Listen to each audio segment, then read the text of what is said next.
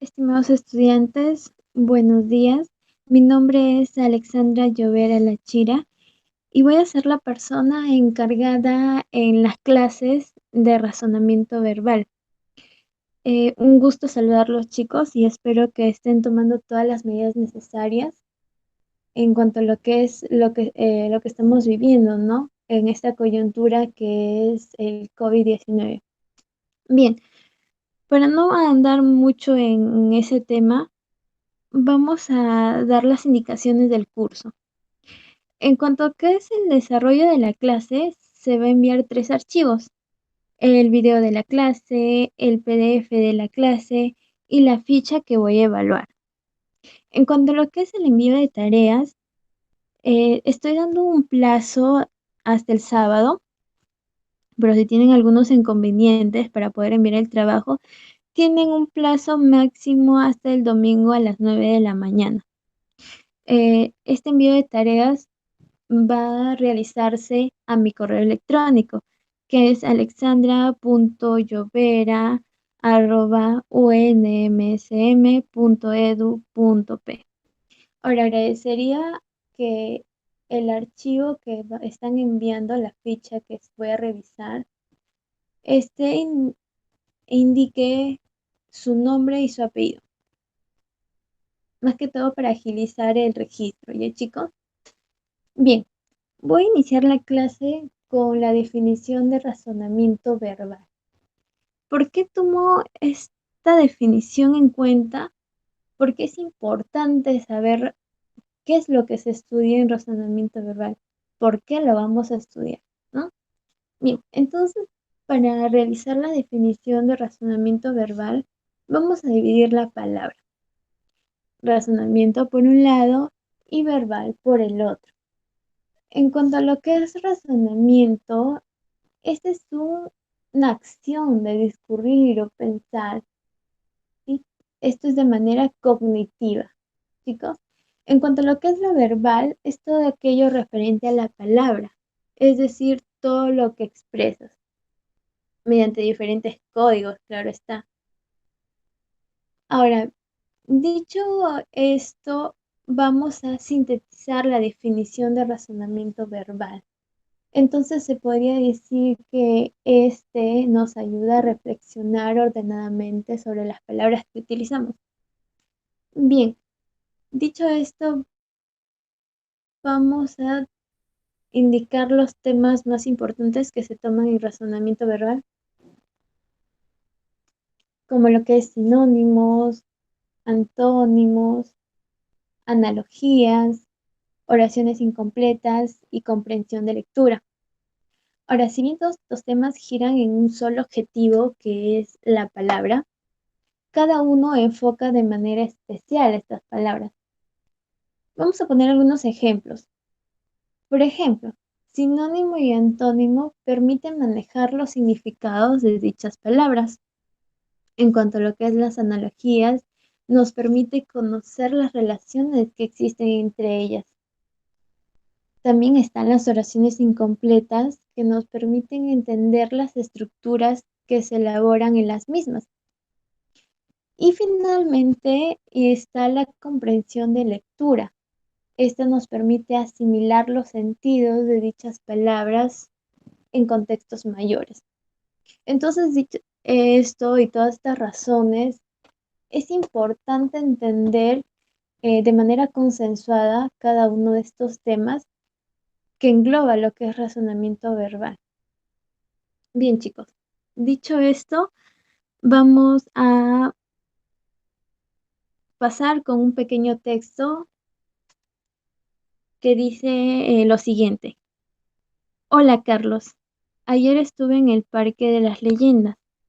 En este zoológico vi muchos animales salvajes, entre ellos un chimpancé, un elefante y un león.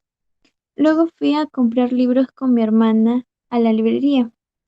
Compré obras literarias y el poemario de Vallejo. Ahora, si podemos visualizar, es subrayado con rojo zoológicos y animales salvajes y con azul libros y librería. Entonces, se podría decir que zoológico es a animales salvajes, como librería es a libros. Ahora, la relación que estamos dando a estas palabras se le conoce como analogía, ¿sí? Que es el tema que vamos a hablar el día de hoy. Bien, para entender un poco más qué es o qué se entiende por analogía, según la RAE, la Real Academia Española, nos indica que analogía es la relación de semejanza entre cosas distintas. Es decir, es aquel razonamiento que nos permite reconocer características similares entre seres o cosas diferentes. Bien, etimológicamente la palabra analogía proviene del griego analogía, que se divide en ana, sobre o contra, logos, palabra, razón o estudio, IA, cualidad. Entonces, si unimos esa palabra, analogía, significa una razón que está por sobre una cualidad. Esa vendría a ser la etimología de analogía. Bien, ahora, ¿cuál es el objetivo de estudiar las analogías? El objetivo de estudiar estas analogías es que miden la capacidad para relacionar las ideas mediante un proceso de abstracción. Para entender este objetivo, vamos a hablar de la aplicación de este concepto en distintas disciplinas. Veamos en el caso de derecho. En derecho, analogía se le dice al método en la que una norma jurídica es extendida a casos anteriores que no han sido visualizados anteriormente. Es decir, que esta norma jurídica ha realizado varios estudios, pero se les ha pasado algunos casos, ¿no? No los han podido percibir o no los han tomado en cuenta. Entonces, la analogía ayuda aquí a relacionar esta norma jurídica con los casos que han pasado desapercibidos. Bien, en el caso de biología, analogía se le dice a la semejanza entre partes o órganos que tenemos en nuestro cuerpo. También se utiliza en geografía. Esta analogía le permite a la geografía establecer semejanzas entre distintos hechos y fenómenos de algunos lugares en el mundo. En cuanto a lo que es la lingüística, la analogía les sirve para crear nuevas formas lingüísticas o de alguna manera modificar algunas formas lingüísticas ya creadas. Finalmente, la gramática, también conocida como analogías verbales, se le dice a la relación de semejanzas que presentan los elementos lingüísticos cuyas funciones son iguales. Entonces, esta definición, si se pueden dar cuenta, eh, tiene mucha relación con lo que yo indiqué inicialmente en cuanto a lo que es la definición de analogía.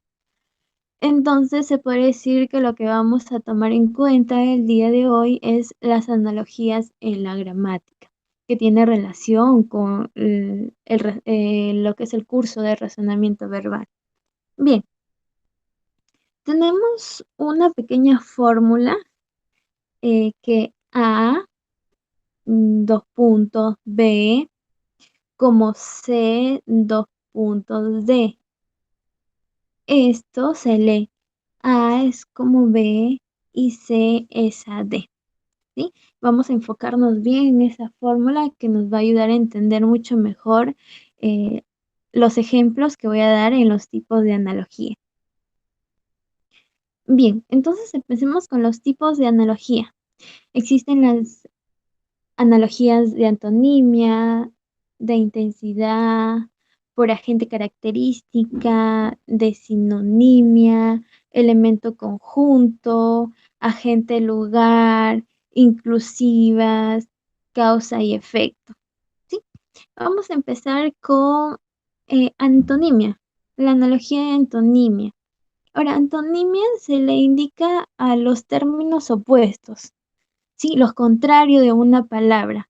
Por ejemplo, lo contrario de cerca es lejos.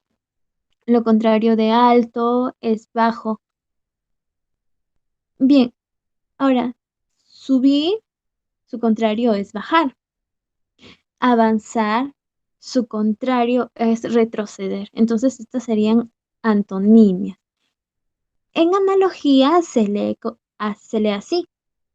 Subir es a bajar, como avanzar es a retroceder. Entonces, ¿recuerdan la fórmula inicial? El A es como B y C es a D. Ya, bien. Entonces, a esa relación se le llama analogía. Bien, en cuanto a lo que es sinonimia, la analogía de sinonimia le permite compartir las mismas características, las mismas cualidades de una palabra. Por ejemplo, boda y matrimonio, en los dos entrelazan, comparten las mismas características, hasta parece que son iguales, ¿ya? Pues por eso es que se le conoce como sinonimia. Bien, entonces, particular e individual vendrían a ser sinonimias, comparten características iguales. Cansancio y fatiga también vendrían a ser sinonimias, porque comparten las mismas cualidades. Entonces, en analogía se podría decir particular es a individual como cansancio es a fatiga. Bien, en cuanto a lo que es el tipo de analogía de intensidad, este se refiere al grado de énfasis o potencia que se le puede dar a una palabra o un término. Vamos a guiarnos del ejemplo que puse ahí. Vamos a irnos del hecho más pequeño, que es garúa, y diluvio, que ya es un hecho mayor, ¿no? Y chispa, por ejemplo, es una pequeña llama, y llamarada ya vendría a ser prácticamente un incendio. Entonces, si se dan cuenta, va de menor a mayor. A eso se le llama intensidad, de menor intensidad a mayor. En manera de ponerlo como analogía, se podría decir garúa es a diluvio, como chispa es a llamarada, ¿sí? Bien, entonces por la característica y agente, o agente y característica, ese es otro tipo de analogía, se le indica al objeto y a un atributo de este objeto, una característica, ¿sí? Un objeto, una persona y su característica, su cualidad. Por ejemplo, diseñador es la persona, su característica vendría a ser que es creativo. O sol, por ejemplo, una característica de este agente vendría a ser que nos da calor, es caluroso, ¿no? Entonces, en manera de traerlo de analogía, se podría decir que el diseñador es a creativo como sol es a calor. ¿Sí? Bien, entonces, en cuanto a lo que es el otro tipo de analogía, que es elemento conjunto, este indica el objeto individual y su agrupación. ¿Sí? Un objeto solamente y el grupo de estos individuos. Bien, vamos a ver un ejemplo. Individuo, que vendría a ser cerdo. El grupo de estos individuos vendría a llamarse piara. O por ejemplo, isla, unidad, una nada más, una isla. El conjunto de todas estas islas se le conoce como archipiélago. Bien, entonces elemento conjunto. Uno y todo lo que podría ser la agrupación de estos individuos. En cuanto a lo que es las analogías inclusivas, dentro de estas analogías está especie, género, todo parte. Bien, entonces, ¿qué son las analogías inclusivas? son aquellas que indican relación entre todo y un componente de ese conjunto. Vamos a analizar primero especie y género. Especie, como por ejemplo el gato, y el género felino, o la especie fruta y el género mango. Entonces, en analogía se le podría decir así: gato es a felino, como fruta es a mango. En cuanto a lo que es todo y parte, se indica la taza, que vendría a ser todo el objeto, y la parte de este objeto, de esta taza, es el asa, ¿sí? Esa asa. En cuanto a lo que es casa, que vendría a ser todo, y una parte de la casa vendría a ser la sala, la cocina, ¿no? Otro ejemplo podría ser un edificio, que es un todo, y departamentos, que es la parte de un edificio, ¿no? Entonces, en analogía, se podría decir que taza es a asa, como casa es a sala. En cuanto a lo que es causa y efecto, estas indican la acción de un objeto y su consecuencia. Por ejemplo, todos dicen que siempre una acción indica una reacción, ¿sí? Entonces, esto está relacionado con causa-efecto. Por ejemplo, si te golpean, esa vendría a ser la causa, el golpe. El efecto de este golpe, que es el moretón, ¿sí? Es una consecuencia, vendría a ser el efecto. En cuanto a lo que es terremoto, ¿sí? Eh, la causa vendría a ser terremoto y las consecuencias dentro vendría a ser la destrucción de viviendas, muertes. Entonces, este vendría a ser el efecto del objeto, que vendría a ser la causa. El objeto es la causa y la acción que éste provoca es el efecto. Entonces, analógicamente, se podría decir golpe es a moretón, como terremoto es a destrucción.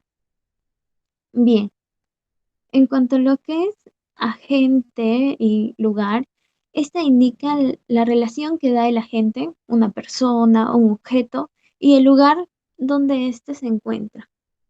Por ejemplo, médico, ¿dónde encontramos normalmente a los médicos? En los hospitales, en las clínicas, o por ejemplo, estudiante, ¿dónde lo encontramos? Normalmente en el colegio, se le llama estudiantes, ¿no? A las personas que estudian.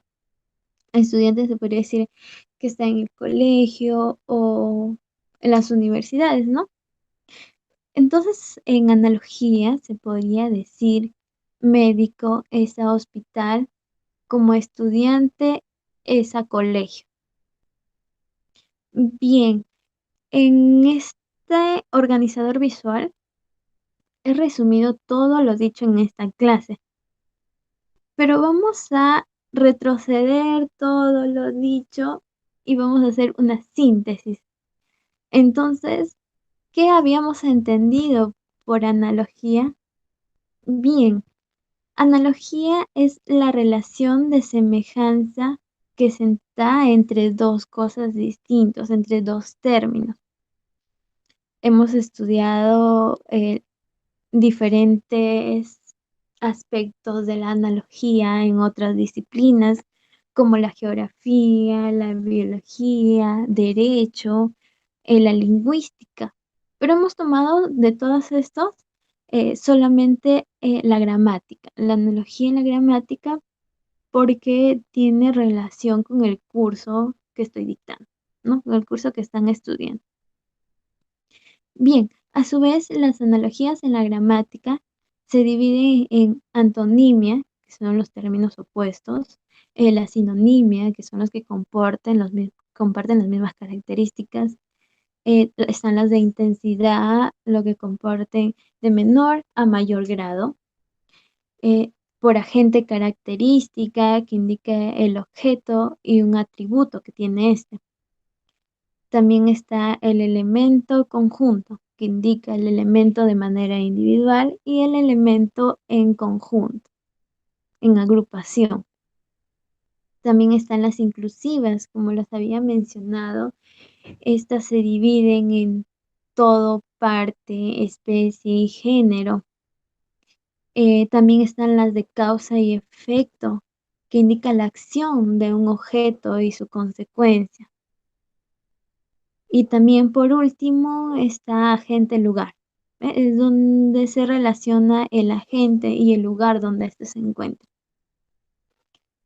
Bien, chicos, antes de finalizar, voy a hablarles un poco del libro que vamos a leer durante todo este mes. Me imagino que su profesor les ha mencionado cuál es el título de este libro. Eh, bueno, el libro que vamos a tomar en cuenta es Los ríos profundos, del escritor peruano José María Argueda. Bien, eh, esta novela fue la tercera novela que realizó José María Argueda. Ahora, ¿por qué me interesa que lean esta obra en particular? Porque les permite conocer más lo que es en los Andes, ya que según Arguedas, esta es la verdadera identidad nacional del Perú y que por lo que hemos visto está un poco olvidada, ¿no? La cultura andina está olvidada, ha sido reemplazada por otras ideas, ¿no? Que las han opacado. Entonces, me gustaría que lean esta obra para poder entender más sobre nuestra cultura. Ahora, esta novela, según otras críticas, indican que comienza con esta novela la corriente neoindigenista. Ahora, ¿qué es la corriente neoindigenista? Y discúlpame si me estoy saliendo del tema, pero es importante conocer algunos términos para poder leer este libro. El indigenismo fue una corriente cultural antropológica concentrada en el estudio y valoración de las culturas indígenas. Entonces, ¿por qué con este libro comienza la corriente neoindigenista? Porque en este libro se enfoca por primera vez el problema del indio. Entonces, desde esta perspectiva, se le considera como la novela que inicia la corriente indigenista. Ahora, esta fama va a ser compartida con el escritor mexicano Juan Rulfo, eh, que fue también escritor, guionista y fotógrafo mexicano de la generación del 52. Eh, Fue autor de Pedro Páramo, que quizás más adelante lo podemos leer. Bien, entonces, eh, otras críticas que le dan a José María Argueda es que esta novela es una de sus mayores obras maestras que ha realizado, como les había indicado, porque más se enfoca en lo que es la cultura andina. Entonces, con esto finalizaríamos, chicos. Ahora, yo el libro les voy a enviar también por PDF. También no se olviden de realizar la ficha que les estoy enviando y seguir las indicaciones para poder sobrellevar esta pandemia, ¿no? Bueno, chicos, eso sería todo. Que tengan un buen día. Hasta luego.